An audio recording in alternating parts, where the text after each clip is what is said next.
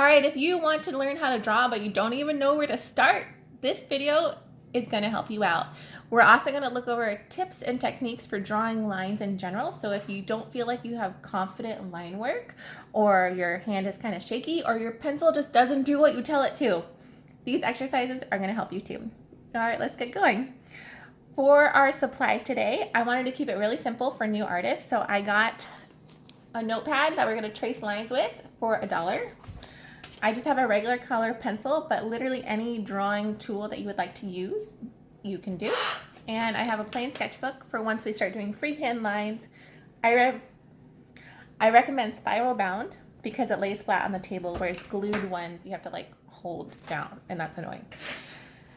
Okay, and before we roll into this, because we're going to be talking about lines, I've often had people tell me that they could never be an artist because they don't know how to draw lines.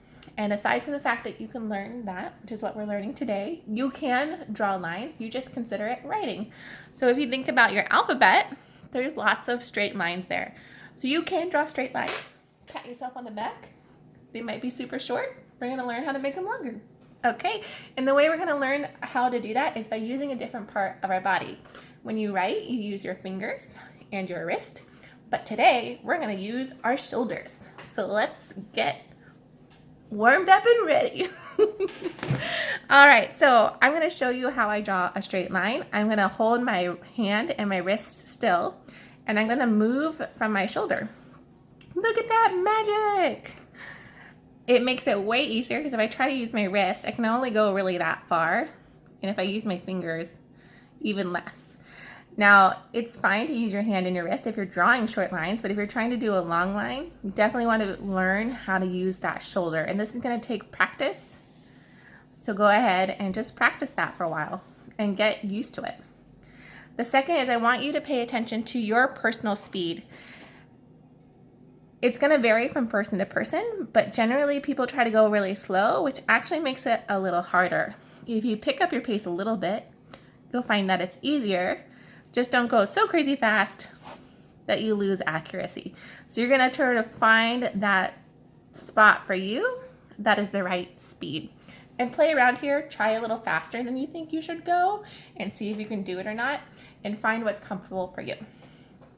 All right, and finally, the last tip here is to pay attention to how hard you're drawing. I think new artists tend to draw kind of hard, and it actually, the friction causes my pen to like stop on the paper and makes it harder. So if you draw lightly, it's easier to glide across the paper. But also in general, if you're drawing and you draw lightly, you can always go over it and make it darker. Whereas if you've gone dark, obviously you can't get that back. The other thing here that I think is really important to practice and is going to be part of your exercises is drawing lightly and then pressing harder and drawing lightly again and drawing hard and making it light, drawing light and going hard. Just being in control of the amount of pressure that you're using is going to make drawing a lot easier for you. So this is something that you can practice, and I suggest that you do it. Fill up a notebook. Just go to town and draw lines until you feel super comfortable. I recommend that you start with maybe shorter lines until you get comfortable with those. See how far you can go before you start having trouble. Like if you can get here, you can only go this far. Practice just that far for a while until you feel really comfortable, and then go just a little bit longer and a little longer until you can do long lines without struggling.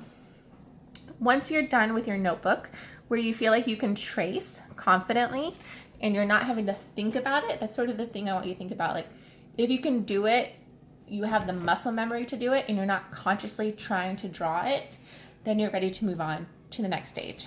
So for our next stage, we're actually just gonna do them freehand. And this is the part, well, I'll let you guys play a little.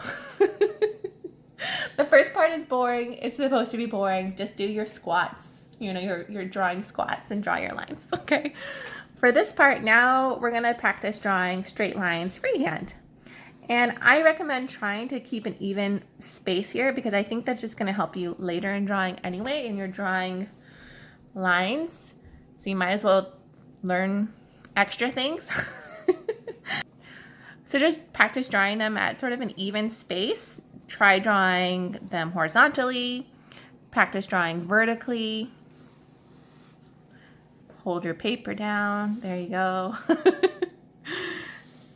You can also practice diagonal.